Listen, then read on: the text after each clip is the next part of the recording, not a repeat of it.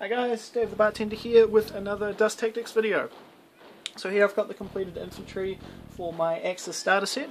So on the far left we've got the three big boys who are the heavy laser grenadiers, and they're much more heavily armoured than the recon grenadiers over this side, who have got some assault rifles, a light machine gun, and then some Panzerfausts.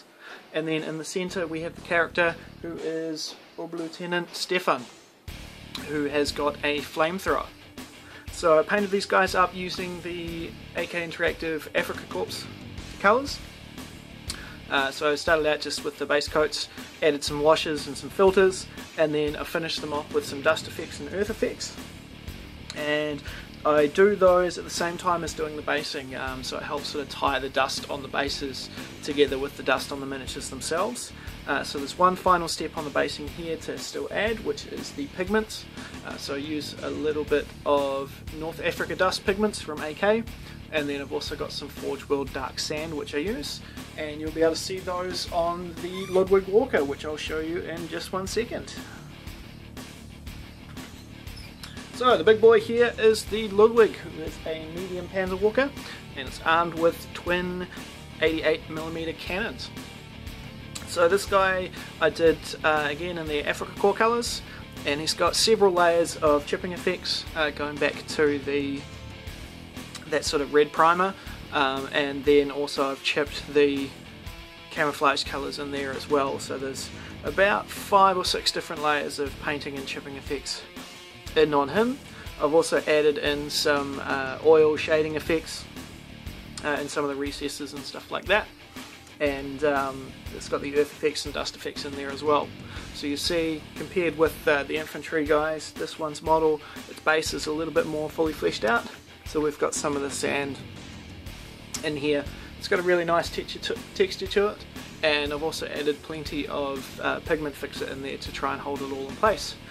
And one of the things I'm really happy with is the pistons in here.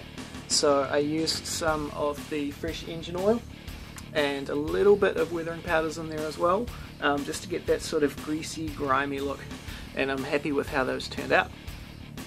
For the headlights on this and the lenses on the other troops, on the gas masks, I've used the MiG crystal green, which was a bit of an interesting colour to work with. You need to work over top of sort of bright silver, and it's sort of a translucent kind of glassy effect. I'm still getting to grips with how to use it. I'm not entirely happy with how it's come out on the headlights, so what I might do is try out the just sort of clear crystal glass, which they do as well, and see if I prefer that, and if I do I'll go back and strip it off this.